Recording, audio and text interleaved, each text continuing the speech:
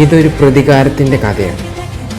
അന്ന് ശ്രീകണ്ഠീരവിൽ വിജയപ്രതീക്ഷകളുമായി ഒത്തുകൂടിയ ആ മഞ്ഞക്കുപ്പായക്കാർക്ക് നേരിടേണ്ടി വന്നത് യുക്തിവിരുദ്ധമായ കാഴ്ചകളായി. അന്ന് ആ മത്സരം പൂർത്തിയാക്കാതെ നിറക്കണ്ണുകളുമായി ആ കൊമ്പന്മാർ ആ കളം വിട്ടു. പക്ഷെ ഒരിക്കലും അവിടെ അവർ പരാജയപ്പെട്ടില്ല, മറിച്ച് വിജയിച്ചു തുടങ്ങി. എന്ത് സംഭവിച്ചു എന്നറിയാതെ ആരാധകരുടെ മനസ്സിൽ ഒരു വിങ്ങലായി.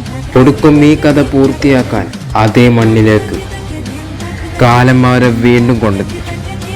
എന്നിട്ട് എന്ത് സംഭവിച്ചു? നീ ആനപ്പകാന്ന് കേട്ടിട്ടുണ്ട്.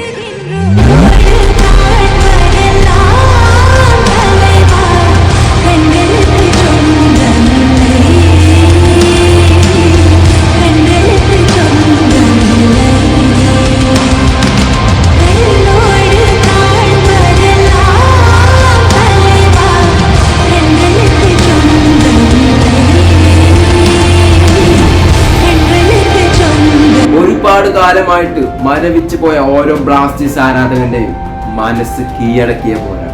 അതെ, ശ്രീകണ്ഠീരവിൽ ചെന്ന് കേരള ബ്ലാസ്റ്റേഴ്സ് ബാംഗ്ലൂർ FC പരാജയപ്പെട്ടു.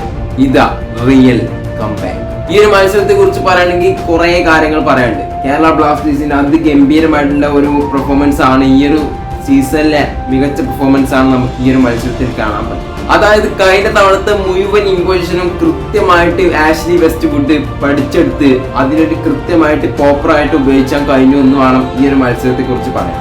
അത് ഓരോ കളിക്കാരിലും അത് വ്യക്തമായിരുന്നു. കേരള ബ്ലാസ്റ്റേഴ്സ് ജയിക്കാൻ പറ്റുന്ന ഒരു പെർഫോമൻസ് ആണ് എടുക്കുന്നത്.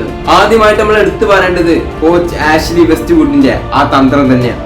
അതായത് കൃത്യമായിട്ട് ബാംഗ്ലൂർ FC പഠിച്ചിട്ടുള്ള ഒരു കോച്ച് തന്നെയാണ് ആഷ്ലി വെസ്റ്റ്വുഡ്. അതിവിടെ കൃത്യമായിട്ട് നമുക്ക് കാണാൻ പറ്റും. പിന്നെ ഈ ഒരു മത്സരത്തിൽ എടുത്തു പറയേണ്ട കുറെ താരങ്ങളുണ്ട്. അതായത് എബിൻ ദാസ്, ഫ്രെഡി, എന്തിന് വിക്ടർ ബർത്തോമിയോ പോലും വളരെ അറ്റാക്ക് ചെയ്തിട്ടാണ് ഈ ഒരു മത്സരം കളിക്കുന്നത്. അതുകൊണ്ട് തന്നെ ഈ ഒരു മത്സരത്തിൽ തന്നെ നമുക്ക് ജയത്തിന്റെ ഒരു ചെറിയ ഗന്ധം ഉണ്ടായി. അതുപോലെ ബാംഗ്ലൂർ FC റയാൻ വില്യംസിലൂടെ നടത്തുന്ന എല്ലാ അക്രമങ്ങളും സേഫ് അത് ഗംഭീരമായി തന്നെ നടത്തും. അതിനിടെ ഒരു യെല്ലോ കാർഡൊക്കെ സേഫിന് ലഭിച്ചു. പക്ഷെ അത് വകവെക്കാതെ കൃത്യമായിട്ടാണ് സേഫ് ആ ഒരു കാര്യം ഏറ്റെടുത്തത്. പിന്നെ കഴിഞ്ഞ കുറച്ച് മത്സരത്തിലായി തിളങ്ങാൻ പറ്റാത്ത വിക്ടർ ബർത്തോമി ഈ ഒരു മത്സരം അതിഗംഭീരമായിട്ടാണ് അവസാനിപ്പിച്ചത്. എന്തൊക്കെയായാലും ശ്രീകണ്ഠീരവ സ്റ്റേഡിയത്തിൽ പോയി അവരെ പരാജയപ്പെടുത്താവുന്നത് വളരെ ടഫായിട്ടുള്ള ഒന്നായി. അത് ഇത് real comeback to Kerala Blasters. Bangalore ആരാധകര് ശ്രീകണ്ഠീരവിൽ ചെന്ന് ബ്ലാസ്റ്റേഴ്സിനെ പഞ്ഞിക്കിട്ട് അവർക്കൊരു ബിരിയാണി കൊടുക്കാനുള്ള ആ ഒരു പ്ലാനിലായിരുന്നു അവരെല്ലാവരും. പക്ഷേ അവർക്കത് തെറ്റി. ഈ ഒരു മത്സരത്തിൽ എടുത്ത് പറയേണ്ടടുത്ത് ആരാണ്?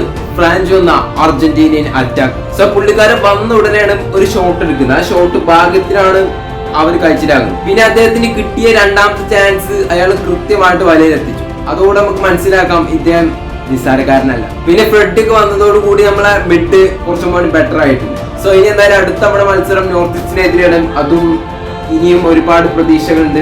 അപ്പോ ജയിക്കുമെന്ന് തന്നെയാണ് നമ്മൾ പ്രതീക്ഷിക്കുന്നത്. പിന്നെ ബാംഗ്ലൂർ FC മത്സരത്തിന്റെ ഫസ്റ്റ് ഹാഫിൽ തന്നെ ഒരു റെഡ് കാർഡ് കിട്ടിയിരുന്നു. അതുകൊണ്ട് തന്നെ അവര് 10 പേരായി ചുരുങ്ങി. എന്നിട്ടാണ് അവർ ഈ ഒരു മത്സരം കളിച്ചത്. പക്ഷെ എന്നാൽ പോലും അവർക്കായിരുന്നു വിജയ സാധ്യതകളല്ല.